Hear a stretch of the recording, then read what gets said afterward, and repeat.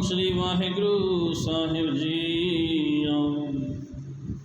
जय श्री महला नौमा। हार जू राख ले पत मेरी, जम को त्रास पयो उरि अंतर। शरण गही कृपा निध तेरी रहो। महापतित मुगद लोभी पुन, करत पाप अबहारा। पै मर को बिसरत नहन, तह चिंता तन जरा। किए उपाव मुक्त के कारण, दह दिस कोट ताया। काट ही भीतर बसै निरंजन, ताक मरम न पाया। नाहन गुण नाहन कछ पाप, नाहन गुण नाहन कछ जप तप। कौन करम अब कीजै, नानक हार पर्यो शरणागत। अबै दान प्रभ दीजै। नाहिन गुण नाहिन कछ जप तप, कौन करम अब कीजै। नानक हार पर्यो शरणागत, अबै दान प्रभ दीजै। जबर शतर तक दे मालक, हाजरा हजूर जहरा जहूर। सर्व कला भरपूर धन साहिब श्री गुरु ग्रंथ साहिब जी महाराज, जिन्हां दी पावन पवित्र निकी गोद अंदर आप समूह हाजरी।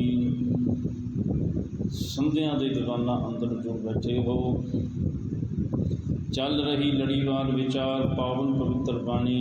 धन धन गुरु तेग बहादुर पातशाह जी के मुखारबिंद तो उच्चारण किया हुआ यह पावन पवित्र शब्द जैत श्री राग के अंदर गुरुदेव सतगुरु पातशाह जी का यह दूसरा शब्द है जो आप जी ने सरवण किया। गुरुदेव सतगुरु इस पावन पवित्र शब्द के राही जो सानू उपदेश बख्शिश करते हैं। आओ गुरु प्यारी साध संगत जी इस पावन पवित्र शब्द के नाल सांझ पाइए, रसना पवित्र करके गुरु चरणों में हाजरियां लवाइए जी। वाहिगुरू जी का खालसा, वाहिगुरू जी की फतेह। गुरुदेव सतगुरु जी जैत श्री राग के अंदर अज के इस पावन पवित्र शब्द के अंदर सानू जो उपदेश बख्शिश कर रहे हैं। रहाओ के बाद अंदर मेरे सतगुरु पातशाह जी फरमान करते ने, हर जू राख लेह पत मेरी, जम को त्रास पयो और अंतर। शरण गही कृपा नित तेरी रहाओ। मनुख संसार दे विच विकारां दा जिस वेले आदि हो जाता है, जिस वेले उहदे उत्ते विकार हावी हो जाते हैं ना, उन्हां दे चंगुल दे विच फस जाता है, उन्हां बंधनां दे विच मनुख ग्रसिया जाता है। वो बेड़ियां वो जंजीरियां जड़ियां ने बंधनां दियां मनुख नूं जकड़ लैंदियां ने। ते फिर मनुख अपनी हौमे का मारिया होया संसार दे विच जिहड़ा भी कर्म करता है ना, जेकर उहदे कीते हुए काम नूं मान सन्मान नहीं मिलता, लोग उहदे विच हामी नहीं भरते, तो फिर की हुंदा, उहदी उस हौमे नूं जिहड़ा ना बड़ी ठेस पहुँचती है, बड़ा वो दुखी हुंदा है। इस करके मनुख सिर्फ तो सिर्फ अपनी हौमे नूं पट्ठे पाउण वाले काम जिहड़ा है, हौमे नूं होर ज़्यादा वधाउण वाले काम जिहड़ा है वो करता है। पर जेकर समाज दे विच उन्हां नूं मंजूरी ना दित्ती जावे, उस स्वीकार ना होण ते मनुख बड़ा दुखी हुंदा। उहदे कारण ਵੀ ਉਹਦੀ ਹਉਮੈ ਨੂੰ, ਉਹਦੀ ਇੱਜ਼ਤ ਨੂੰ ਠੇਸ ਪਹੁੰਚਦੀ ਹੈ, ਜਿਸ ਇੱਜ਼ਤ ਨੂੰ ਉਹ ਸਮਝਦਾ ਵੀ ਮੇਰੀ ਸਮਾਜ ਦੇ ਵਿੱਚ ਇੱਜ਼ਤ ਹੈ। ਅਤੇ ਗੁਰਦੇਵ ਸਤਿਗੁਰੂ ਇੱਥੇ ਉਹੀ ਗੱਲ ਸਾਨੂੰ ਸਮਝਾਉਣ ਦਾ ਯਤਨ ਕਰਦੇ ਨੇ ਵੀ ਕਿਸ ਇੱਜ਼ਤ ਨੂੰ ਲੈ ਕੇ ਉਹ ਮਨਮੁਖ ਮਨੁੱਖ ਜਿਹੜਾ ਹੈ ਸੰਸਾਰ ਦੇ ਵਿੱਚ ਤੁਰਿਆ ਫਿਰਦਾ ਹੈ। ਇੱਜ਼ਤ ਤਾਂ ਉਹਦੀ ਹੈ ਕੋਈ ਨਹੀਂ। ਪਾਤਸ਼ਾਹ ਕਹਿੰਦੇ ਨੇ, ਜੇ ਜੀਵੈ ਪਤ ਲੱਥੀ ਜਾਹੇ, ਸਭ ਹਰਾਮ ਜਿਤਾ ਕਿਛ ਖਾਹੇ। ਕਹਿੰਦੇ ਜੇਕਰ ਜਿਉਂਦਿਆਂ ਜੀ ਮਨੁੱਖ ਦੀ ਇੱਜ਼ਤ ਲੈ ਜਾਵੇ ਨਾ, ਬੇਪਤ ਹੋ ਜਾਵੇ, ਅਤੇ ਉਹਦਾ ਸੰਸਾਰ ਦੇ ਵਿੱਚ ਰਹਿ ਕੇ ਖਾਧਾ ਪੀਤਾ ਜੋ ਉਹ ਗੁਜ਼ਰਾਨ ਵਾਸਤੇ ਭੋਜਨ ਜੋ ਆਹਾਰ ਕਰ ਰਿਹਾ ਨਾ, ਉਹ ਸਭ ਹਰਾਮ ਹੈ, ਉਹ ਕਿਸੇ ਲੇਖੇ ਵਿੱਚ ਨਹੀਂ। ਜੇਕਰ ਉਹ ਇੱਦਾਂ ਦੇ ਸੰਸਾਰ ਦੇ ਵਿੱਚ ਸਮਾਜ ਦੇ ਵਿੱਚ ਕੰਮ ਕਰਨ ਲੱਗ ਜਾਵੇ ਜਿਹਦੇ ਨਾਲ ਜਿਉਂਦੇ ਜੀ ਉਹਦੀ ਇੱਜ਼ਤ ਲੈ ਜਾਵੇ। ਹੁਣ ਮਾਫ਼ ਕਰਨਾ ਸਾਧ ਸੰਗਤ ਜੀ, ਕਈ ਪਰਿਵਾਰ ਬੜੇ ਚੰਗੇ ਸੰਸਕਾਰੀ, ਪਰ ਉਹਨਾਂ ਦੇ ਵਿੱਚ ਕਈ ਮਨੁੱਖ ਇਸ ਤਰ੍ਹਾਂ ਦੇ ਪੈਦਾ ਹੋ ਜਾਂਦੇ ਨੇ, ਉਹਨਾਂ ਦੀ ਬਣੀ ਬਣਾਈ ਉਹ ਸਾਲਾਂ ਦੀ ਪੀੜ੍ਹੀ ਦਰ ਪੀੜ੍ਹੀ ਚੱਲੀ ਆਉਂਦੀ ਉਹ ਇੱਜ਼ਤ ਨੂੰ ਜਿਹੜਾ ਮਿੱਟੀ 'ਚ ਬਣਾ ਦਿੰਦੇ ਨੇ। ਕੋਈ ਇਸ ਤਰ੍ਹਾਂ ਦਾ ਸਮਾਜ ਦੇ ਵਿੱਚ ਉਹਨਾਂ ਕੰਮ ਕਰ ਦਿੱਤਾ, ਅਤੇ ਲੋਕ ਜਿਹੜੇ ਨੇ ਉਹਨਾਂ ਨੂੰ ਫਿਰ ਉਸ ਨੂੰ ਨਾ ਬੜੀਆਂ ਭੈੜੀਆਂ ਨਜ਼ਰਾਂ ਦੇ ਨਾਲ ਤੱਕਦੇ ਨੇ ਉਸ ਦੇ ਵੱਲ। ਅਤੇ ਫਿਰ ਸਮਾਜ ਦੇ ਲੋਕ, ਪਰਿਵਾਰ ਦੇ ਲੋਕ ਉਹਨੂੰ ਇਹ ਤਾਨੇ ਦਿੰਦੇ ਨੇ ਵੀ ਕੀ ਤੇਰੀ ਜ਼ਮੀਰ ਮਰ ਗਈ ਸੀ, ਤੂੰ ਐਡਾ ਤਕੜਾ ਪਾਪ ਕਮਾ ਲਿਆ, ਆਹ ਕੰਮ ਕਰਨ ਤੋਂ ਪਹਿਲਾਂ ਤੂੰ ਇੱਕ ਵਾਰ ਵੀ ਸਾਡੇ ਬਾਰੇ ਸੋਚਿਆ ਨਹੀਂ ਕਿ ਜ਼ਮੀਰ ਤੇਰੀ ਮਰ ਗਈ ਸੀ, ਤੇਰੀ ਜ਼ਮੀਰ ਜਾਗਦੀ ਨਹੀਂ ਸੀ ਵੀ ਇੱਦਾਂ ਦਾ ਕੰਮ ਕੀਤਾ ਤੂੰ ਸੰਸਾਰ ਦੇ ਵਿੱਚ। ਅਤੇ ਉਹਨੂੰ ਸਤਿਗੁਰੂ ਪਾਤਸ਼ਾਹ ਕਹਿੰਦੇ ਨੇ, ਜੇ ਜੀਵੈ ਪਤ ਲੱਥੀ ਜਾਵੇ, ਇੱਜ਼ਤ ਤੁਹਾਡੀ ਲੈ ਜਾਵੇ ਅਤੇ ਤੁਹਾਡਾ ਖਾਧਾ ਪੀਤਾ ਸਭ ਹਰਾਮ ਹੈ, ਕਿਸੇ ਉਹ ਲੇਖੇ ਵਿੱਚ ਨਹੀਂ। ਕਿਉਂਕਿ ਸਮਾਜ ਦੇ ਵਿੱਚ ਜੇ ਤੁਹਾਡੀ ਇੱਜ਼ਤ ਨਹੀਂ, ਫਿਰ ਤੁਹਾਡਾ ਖਾਧਾ ਪੀਤਾ ਕਿਸ ਲਾਹੇ ਦੇ ਵਿੱਚ ਹੋਵੇਗਾ।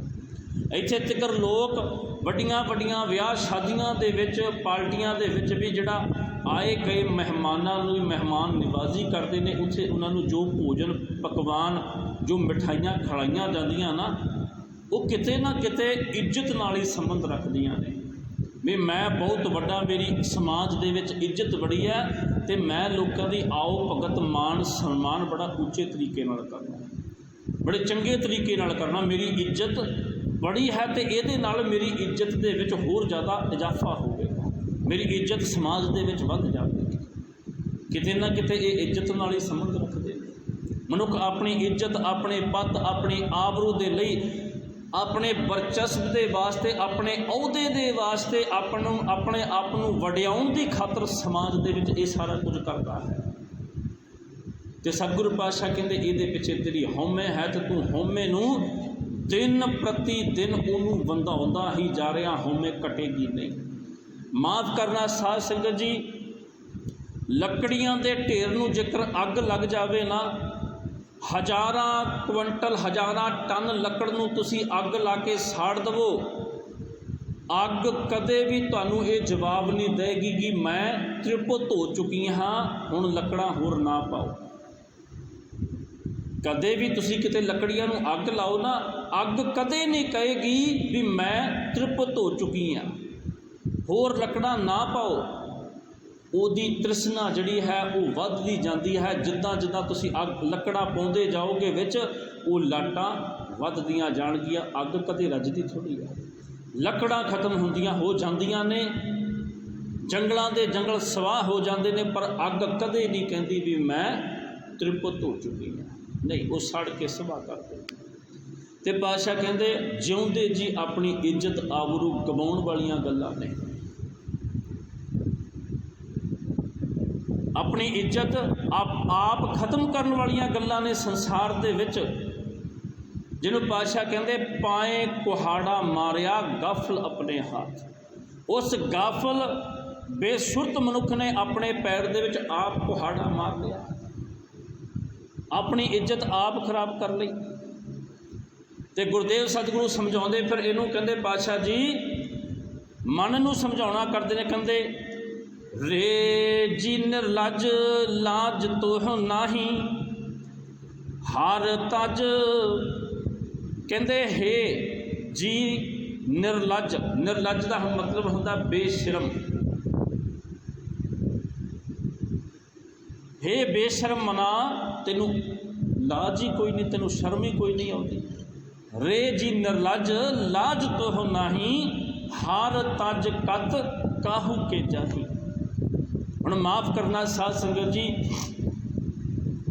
कोई किसी वड्डे घराने दे नाल, किसी राजे महाराजा के घराने दे नाल संबंध रखने वाली कोई महारानी होवे, वड्डे अहुदे ते होवे, ते ओ जेकर किसी छोटे मोटे मनुख के कोले, किसी छोटे मोटे बंदे के कोले जेकर जावे ना, किसी के घर दे विच चली जावे, तो वड्डे वड्डे लोग उन्होंने कहते हैं भी एडा तकड़ा दरबार है जिथे दी तू महारानी आ, वड्डे वड्डे खजाने, वड्डे वड्डे अहुदे तेरे कोल ने, हज़ारां लोग तेरे कोल इत्थे ने, पर जिन्हां दे कोल तू जाके आई है ना, उन्हां दी ते समाज दे विच इज्जत कोई नहीं, ते तू उन्हां दे घर जाण दे नाल साडी भी इज्जत जिहड़ी है वो कलंकित कर लई है। तैनूं शर्म ना आई आ काम करन लग्या, किते होर जाण लग्या, ते उहनूं सतगुर पातशाह मन नूं समझाउणा करदे ने, इस हिरदे विच परमात्मा वसदा है, गुणां दा खजाना इत्थे वसदा है, सब कुछ है इस हिरदे दे विच, इस घट दे विच परमात्मा इत्थे वसदा है। ते सतगुर पातशाह कहंदे रे जी निर्लज लाज तोह नाही हर तज कत काहू के जाही। तू परमात्मा दा दरबार छड़ के जिथे 9 निधियां 18 सिद्धियां जिथे आके झुकदियां ने, उहदा दर छड़ के तू होरां होरां दे दरां ते तुरिया फिरदा है। जिन्हों सतगुर पातशाह सुहान की उदाहरण दे के समझाउणा करते हैं, द्वार है द्वार सुहान जो डोलत नह सुध राम भजन की।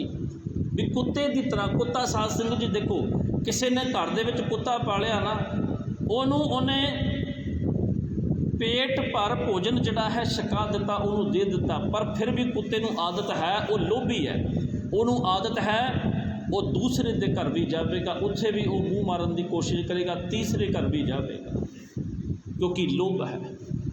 इस करके वो मुहावरा बनया भी धोबी का कुत्ता ना घर का ते ना घाट का, क्योंकि लोभ उहदा इस तरह का है। लोभ दे विच ग्रसिया वो कहानी आम बचपन में पढ़िया करते सी भी एक कुत्ता कितों रोटी मिल गई, किसी ने पा दी तो रोटी लैके वो लंघिया जाता है। किसी नाले के उत्तों पानी का नाला सी, उहदे उपर दी वो लंघण लगा, जिस वेले थल्ले देखा अपना परछावां, उन्होंने पानी दे विच अपना प्रतिबिंब नज़र आया, अपना परछावां देख के उस कुत्ते वाल उन्हें तकिया, सोचा मेरे कोल एक रोटी है, एक रोटी इहदे कोल है, इहदी रोटी जेकर मैनू मिल जाए तो मेरे कोल 2 हो जाणगियां। ते गुस्से विच आके की कीता, उन्होंने भौंकिया भी रोटी मैनू दे दे। जिस वेले भौंकिया तो अपने मूँह दे विच जिहड़ी रोटी सी ना, वो भी पानी में सिट ली। इनू पातशाह कहते हैं भी धोबी का कुत्ता ना घर का ना घाट का, जो अपने कोल सी वो भी गवा लिया, लोभ दे विच आके वो भी गवा लिया तू। ते सतगुर पातशाह इस तरह उस स्वान की उदाहरण दे के सानू समझाउण दा यतन करते हैं। पातशाह कहते रे जी निर्लज लाज तोह नाही हर तज कत काहू के जाही। जाको ठाकुर ऊंचा होई पार कर जात न सोही। जेदा ठाकुर जेदा स्वामी बड़ा उच्चा होवे, रज्या पुज्या होवे, जेदा मालक जेदा साईं वो भिखारियां दे दर दे उत्ते तुरिया फिरदा, शोभदा नहीं, वो चंगा नहीं लगदा। जेदा मालक बड़ा उच्चा होवे,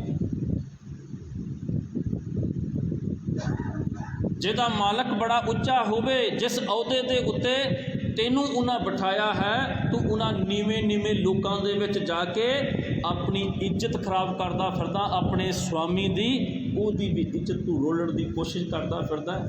पातशाह कहते तू तो निर्लज बन गया, इज्जत ही कोई नहीं, बेशर्म हो गया।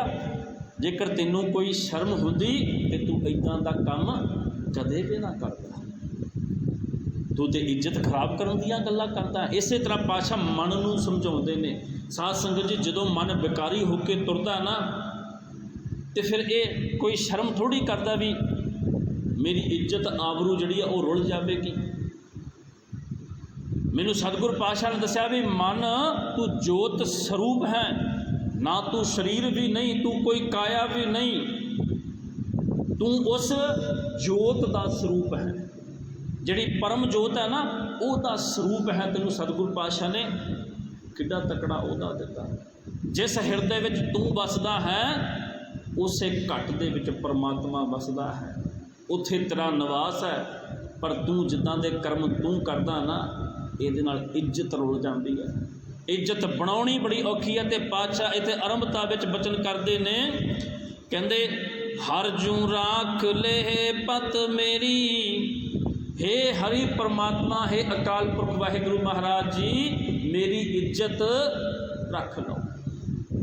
हुण मेरी इज्जत तुहाडे हत्थ दे विच है। जम को त्रास, जमां दा डर, हर एक मनुख नूं जमां दा डर सताउंदा है। जम को त्रास पयो उर अंतर, सरन गही कृपा निध तेरी। सतगुरु पातशाह जी कृपा निध, कृपा दे खजाने, कृपा दे सोमे मैं आप जी की शरण दे विच आया हाँ। सतगुरु पातशाह जी जम को त्रास पयो उर अंतर, मेरे हिरदे दे विच ना जमां दा डर बड़ा सताउंदा मैनूं। हुण साध संगत जी, काम क्रोध लोभ मोह अहंकार ये नित सताउंदे रहणगे, सताउंदे रहणगे। पातशाह कहंदे ये जमां दा डर बड़ा सताउंदा है। ये तो भूत प्रेतां दे वांग ने, ये तो डरावने हो चुके ने। आवर पंच हम एक जना, क्यों राखो घर बार मना, मारै लूटै नीत नीत, किस आगे करी पुकार जना। कहते एक क्रोध नित मैनू मारदा ते कुटदा है, मेरी बेपती करता है। इस अहंकार दे विच नित लड़ाइयां होंदियां ने। इस हौमे दे करके, लोभ दे करके मैं पराया धन ग्रसण की कोशिश की, पराइयां चीज़ों के उत्ते निगाह पाउण की कोशिश की, तो की होया, इन्हां विकारां ने मेरी, इन्हां विकारां ने मेरी समाज दे विच कोई इज्जत आबरू नहीं रहन दित्ती, मैनू बेपत करवा के रख दिता इन्हां ने। साध संगत जी, चोर की इज्जत होंदी है समाज में। कहते सियाणे लोग कहते भी चोर के घर कदे दीवा नहीं बलदा। साध संगत जी, वो घर दे विच दीवा किद्दां बलेगा? घर दे विच कोई परिवार कोई जन होवेगा तो दीवा बलेगा। रात के समय दीवा बलना भी कित्थों है? रात को तो चोरियां करनियां ने। चोर के घर कदे दीवा नहीं बलदा। तो सतगुरु पातशाह कहते क्रोधवान मनुख की कोई इज्जत नहीं होंदी, समाज दे विच कोई उहदी इज्जत नहीं करता। डाकू चोर लुटेरे ठगां की कौन इज्जत करता है? चोर की हामा भरै ना कोई, कोई चोर की गवाही नहीं भरदा, हामी नहीं भरदा, उसका साथ देने वास्ते कोई खड़ा नहीं होंदा। जिन्हों पता होवे चोर है, कौन भरेगा उसकी हामी? ते पातशाह कहते सुखी वसै मसकीनियाँ आप निवार करे, वड्डे वड्डे अहंकारियाँ नानक गर्भ गले। पातशाह जी कहते वड्डे वड्डे अहंकारियाँ, जिहड़े अहंकारी लोग सन ना, वड्डे वड्डे जिन्हां दी उन्हां 5 विकारां की गल कर रहे हैं भी इन्हां दा डर सताउंदा, जम को त्रास दिन रात सताउंदा मैनू। वड्डे वड्डे अहंकारियाँ नानक गर्भ गले। माफ़ करना साध संगत जी, गर्भ दे विच, गर्भ कहंदे भी गुप्त, जिहड़ा नज़र नहीं आउंदा। इदां दे अहंकारी लोग मेरे परमात्मा इत्थे बचन करते सतगुरु पातशाह भी गर्भ दे विच गाल के रख दिते। अज दे समय में जिन्हां लोगों को कैंसर का रोग सता रहा ना, ये लक्षण शायद वही ने, ये उहिओ लक्षण नज़र आ रहे हैं। ਤੇ ਸਤਿਗੁਰੂ ਪਾਤਸ਼ਾਹ ਕਹਿੰਦੇ ਫਰਮਾਨ ਕਰਦੇ, ਕਹਿੰਦੇ ਕਾਮ ਕ੍ਰੋਧ ਕਾਇਆ ਕੋ ਗੱਲ ਹੈ, ਜੋ ਕੰਚਨ ਸੁਹਾਗਾ ਟਾਲੈ। ਸਾਧ ਸੰਗਤ ਜੀ, ਕਾਮ ਕ੍ਰੋਧ ਲੋਭ ਮੋਹ ਅਹੰਕਾਰ ਇਹ ਸਰੀਰ ਦਾ ਸਤਿਆਨਾਸ਼ ਕਰਕੇ ਰੱਖ ਦੇਣਗੇ। ਕ੍ਰੋਧ ਸਰੀਰ ਨੂੰ ਗਾਲ ਕੇ ਰੱਖ ਦੇਵੇਗਾ, ਸਰੀਰ ਨੂੰ ਸਰੀਰ ਨਹੀਂ ਰਹਿਣ ਦੇਵੇਗਾ। ਇਸ ਸਰੀਰ ਦੇ ਵਿੱਚ, ਇਸ ਮੰਦਰ ਵਿੱਚ ਜਿੱਥੇ ਹਰੀ ਵਸਦਾ ਸੀ ਨਾ, ਨਹੀਂ ਵਸਣ ਦੇਗਾ। ਇੱਥੇ ਸ਼ੈਤਾਨਾਂ ਦਾ ਘਰ ਹੋ ਜਾਵੇਗਾ, ਸ਼ੈਤਾਨਾਂ ਦਾ ਵਾਸਾ ਹੋ ਜਾਏਗਾ। ਇਹ ਸਰੀਰ ਸਰੀਰ ਨਹੀਂ ਰਹੇਗਾ, ਇਹ ਬੇਕਾਰੀ ਸਰੀਰ ਹੋ ਜਾਵੇਗਾ। ਤੇ ਸਤਿਗੁਰੂ ਪਾਤਸ਼ਾਹ ਕਹਿੰਦੇ ਉਹ ਜਮਾਂ ਦਾ ਜਿਹੜਾ ਡਰ ਸੀ ਨਾ, ਉਹ ਨਿੱਤ ਮੈਨੂੰ ਸਤਾਉਂਦਾ। ਸਤਿਗੁਰੂ ਮੈਂ ਆਪ ਜੀ ਦੀ ਸ਼ਰਨ ਵਿੱਚ ਆਇਆ, ਮੇਰੀ ਪੱਤ ਰੱਖ ਲਓ। ਮਹਾਪਤਿਤ ਮੁਗਧ ਲੋਭੀ ਫੁਨ ਕਰਤ ਪਾਪ ਅਬਹਾਰਾ। ਮਹਾਪਤਿਤ, ਪਤਿਤ ਕਹਿੰਦੇ ਨੇ ਪਾਪੀ ਨੂੰ, ਜਿਹਦੀ ਇੱਜ਼ਤ ਕੋਈ ਨਹੀਂ, ਗਿਰਿਆ ਹੋਇਆ ਇਨਸਾਨ। ਮੁਗਧ ਲੋਭੀ ਫੁਨ, ਮੁਗਧ ਕਹਿੰਦੇ ਨੇ ਮੂਰਖ ਇਨਸਾਨ ਨੂੰ, ਤੇ ਮੂਰਖ ਹੋਣ ਦੇ ਨਾਲ ਨਾਲ ਲੋਭੀ ਵੀ ਹੈ। ਹੁਣ ਜੇਕਰ ਲੋਭੀ ਹੋਵੇਗਾ ਤੇ ਮੂਰਖ ਵੀ ਹੋਵੇਗਾ। ਤੇ ਸਤਿਗੁਰੂ ਪਾਤਸ਼ਾਹ ਕਹਿੰਦੇ ਨੇ ਅੱਗੇ, ਮਹਾਪਤਿਤ ਮੁਗਧ ਲੋਭੀ ਫੁਨ ਕਰਤ ਪਾਪ ਅਬਹਾਰਾ। ਹੁਣ ਪਾਪ ਕਰ ਕਰਕੇ ਨਾ ਹਾਰ ਚੁੱਕਿਆ, ਸਰੀਰਕ ਤੌਰ ਦੇ ਉੱਤੇ ਪਾਪ ਕਰਕੇ ਹਾਰ ਚੁੱਕਿਆ, ਥੱਕ ਚੁੱਕਿਆ। ਪਰ ਆਤਮਾ ਜਿਹੜੀ ਹੈ ਨਾ ਅੰਦਰ, ਜਿਹੜੇ ਵਿਕਾਰ ਨੇ ਉਹ ਹੱਲੇ ਨਹੀਂ ਥੱਕੇ। ਉਹ ਲਗਾਤਾਰ ਇਸ ਕਾਰਜ ਵਿੱਚ ਲੱਗੇ ਹੋਏ ਨੇ। ਸਰੀਰ ਹਰ ਚੁੱਕਿਆ ਹੈ, ਕਾਇਆ ਗਲ ਚੁੱਕੀ ਹੈ, ਪਰ ਜਿਹੜੀ ਤ੍ਰਿਸ਼ਨਾ ਹੈ ਨਾ ਉਹ ਨਹੀਂ ਰੱਜੀ ਹਲੇ ਤੱਕ। ਤ੍ਰਿਸ਼ਨਾ ਹਲੇ ਤੱਕ ਨਹੀਂ ਰੱਜੀ। ਮਾਫ਼ ਕਰਨਾ ਸਾਧ ਸੰਗਤ ਜੀ, ਕਿਸੇ ਪਰਾਏ ਘਰ ਬਣਿਆ ਹੋਇਆ ਭੋਜਨ ਦੇਖ ਕੇ ਨਾ ਮਨੁੱਖ ਕੀ ਕਰਦਾ ਹੈ, ਜ਼ਿਆਦਾ ਭੋਜਨ ਦਾ ਆਹਾਰ ਕਰ ਲੈਂਦਾ ਹੈ। ਕਈ ਵਾਰ ਜ਼ਿਆਦਾ ਭੋਜਨ ਛਕ ਲੈਂਦਾ ਹੈ, ਅਤੇ ਕੀ ਹੁੰਦਾ ਹੈ, ਉਹ ਭੋਜਨ ਜਿਹੜਾ ਜ਼ਿਆਦਾ ਖਾਧਾ ਨਾ ਉਹ ਫਿਰ ਪੇਟ ਵਾਸਤੇ ਨੁਕਸਾਨਦਾਇਕ ਹੁੰਦਾ ਹੈ। ਫਿਰ ਉਹ ਹਜ਼ਮ ਨਹੀਂ ਹੁੰਦਾ। ਉਹਦੇ ਵਾਸਤੇ ਇੰਨੇ ਦਾ ਭੋਜਨ ਨਹੀਂ ਛਕਿਆ ਜਿੰਨੇ ਦੀ ਫਿਰ ਦਵਾਈ ਲੈਣੀ ਪੈਂਦੀ ਹੈ, ਟਰੀਟਮੈਂਟ ਲੈਣਾ ਪੈਂਦਾ। ਮਨੁੱਖ 2-4 ਦਿਨ ਬਿਮਾਰ ਵੀ ਰਹਿੰਦਾ। ਅਸਲ ਵਿੱਚ ਇੰਨਾ ਭੋਜਨ ਕਿਉਂ ਛਕਿਆ? ਭੁੱਖ ਤਾਂ ਇੰਨੀ ਨਹੀਂ ਸੀ, ਪੇਟ ਦੇ ਵਿੱਚ ਭੁੱਖ ਨਹੀਂ ਸੀ। ਭੋਜਨ ਇੰਨਾ ਇਸ ਕਰਕੇ ਛਕ ਲਿਆ ਕਿਉਂਕਿ ਆਤਮਾ ਤ੍ਰਿਸ਼ਨਾ ਜਿਹੜੀ ਸੀ ਨਾ ਹਲੇ ਉਹ ਰੱਜ ਨਹੀਂ ਸੀ ਰਹੀ। ਪੇਟ ਦੇ ਭਰ ਗਿਆ ਪਰ ਮਨ ਨਹੀਂ ਸੀ ਭਰ ਰਿਹਾ। ਮਨ ਕਹਿ ਰਿਹਾ ਸੀ ਵੀ ਹੋਰ ਛਕ ਲਾ, ਹੋਰ ਛਕ ਲਾ, ਫਿਰ ਕੀ ਪਤਾ ਕਦੇ ਪਨੀਰ ਖਾਣ ਨੂੰ ਮਿਲੇ ਵੀ ਕਿ ਨਾ ਮਿਲੇ। ਅੱਜ ਛਕ ਲਾ ਤੂੰ ਰੱਜ ਕੇ, ਅੱਜ ਪੇਟ ਭਰ ਲਾ, ਸ਼ਾਇਦ ਤੂੰ ਅੱਗੇ ਵਾਸਤੇ ਸੰਤੋਖੀ ਹੋ ਜਾਵੇਂ। ਪਰ ਸਾਧ ਸੰਗਤ ਜੀ, ਭੁੱਖ ਇਸ ਤਰ੍ਹਾਂ ਦੀ ਚੀਜ਼ ਹੈ ਨਾ, ਸਵੇਰੇ ਖਾਧੀ ਦੁਪਹਿਰ ਨੂੰ ਫਿਰ ਲੱਗ ਗਈ, ਦੁਪਹਿਰ ਖਾਧੀ ਸ਼ਾਮਾਂ ਨੂੰ, ਅਤੇ ਸ਼ਾਮੀ ਖਾ ਕੇ ਮਨੁੱਖ ਸੌਂਦਾ ਹੈ। ਜਿਸ ਵੇਲੇ ਰਾਤ ਵੇਲੇ ਨਾ ਸਵੇਰੇ ਉੱਠਿਆ ਫਿਰ ਭੁੱਖ ਤਿਆਰ ਹੈ, ਕਦੇ ਰੱਜਦੀ ਹੋਈ ਨਹੀਂ। ਸਵੇਰ ਹੁੰਦਿਆਂ ਸਰ ਭੁੱਖ ਫਿਰ ਤਿਆਰ, ਇਹ ਕਦੇ ਨਹੀਂ ਲੱਗਦੀ। ਇਹ ਕਹਿੰਦੇ ਵੀ ਤ੍ਰਿਸ਼ਨਾ ਮਨੁੱਖ ਦੀ ਵੱਧਦੀ ਜਾਂਦੀ ਹੈ, ਕਦੇ ਸੰਤੋਖ ਵਿੱਚ ਆਉਂਦੀ ਨਹੀਂ। ਅਤੇ ਪਾਤਸ਼ਾਹ ਕਹਿੰਦੇ ਪਾਪ ਕਰ ਕਰਕੇ ਜਿਹੜਾ ਹੈ ਹਾਰ ਚੁੱਕਿਆ ਹੈ, ਪਰ ਤ੍ਰਿਸ਼ਨਾ ਮੁੱਕਣੇ ਵਿੱਚ ਨਹੀਂ ਆ ਰਹੀ। ਪੈ ਮਰਬੇ ਕੋ ਬਿਸਰਤ ਨਾਹਿਨ ਤਿਹ ਚਿੰਤਾ ਤਨ ਜਾਰਾ। ਪੈ ਮਰਬੇ ਕੋ, ਮਰਨ ਦਾ ਜਿਹੜਾ ਡਰ ਹੈ, ਮੌਤ ਦਾ ਡਰ ਜਿਹੜਾ ਨਾ, ਉਹ ਬਿਸਰਤ ਨਾਹੀ, ਭੁੱਲਦਾ ਹੀ ਨਹੀਂ ਮੈਨੂੰ ਮੌਤ ਦਾ ਡਰ।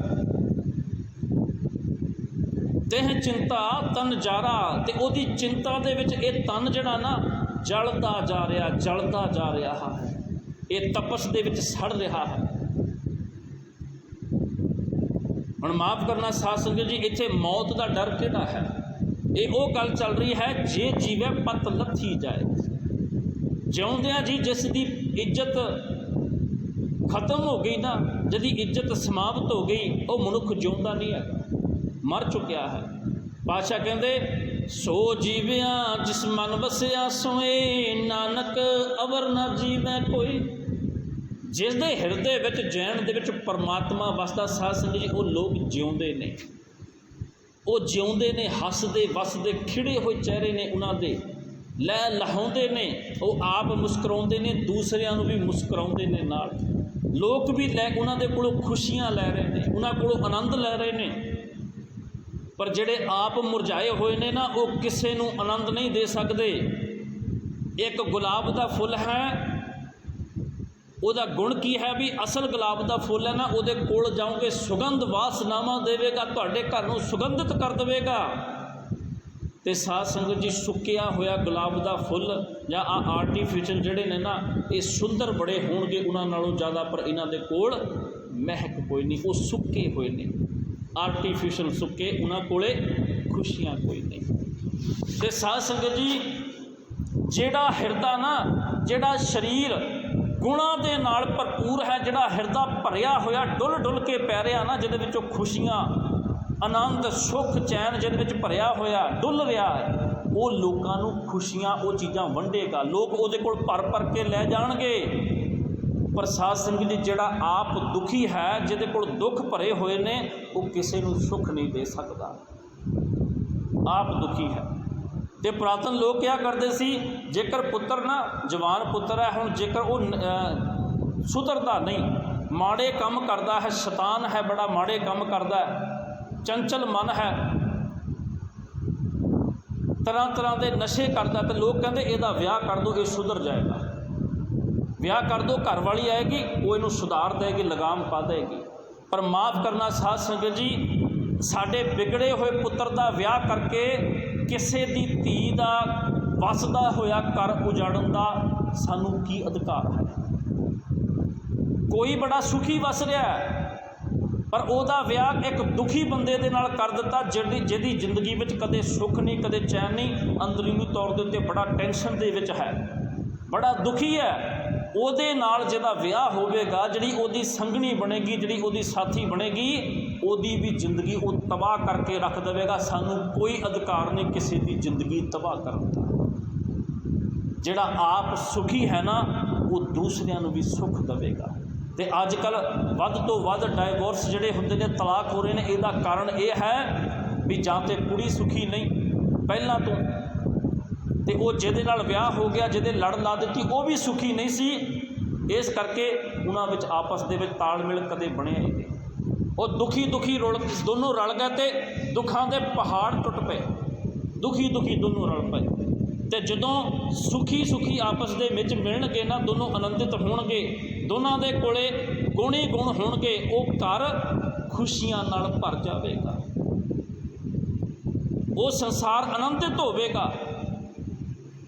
ਜਿਹਨੂੰ ਪਾਤਸ਼ਾਹ ਕਹਿੰਦੇ ਤੁਰਦੇ ਕੋ ਤੁਰਦਾ ਮਿਲੇ, ਉੜਦੇ ਕੋ ਉੜਦਾ।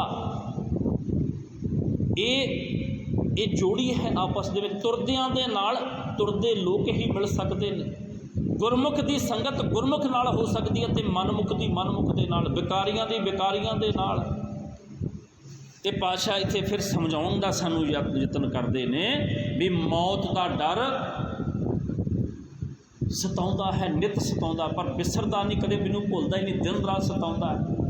ਅਤੇ ਜਿਹਨੂੰ ਪਾਤਸ਼ਾਹ ਕਹਿੰਦੇ ਵੱਡੇ ਵੱਡੇ ਜੋ ਦਿਸੈ ਲੋਗ, ਤਿਨ ਕੋ ਵਿਆਪੈ ਚਿੰਤਾ ਰੋਗ।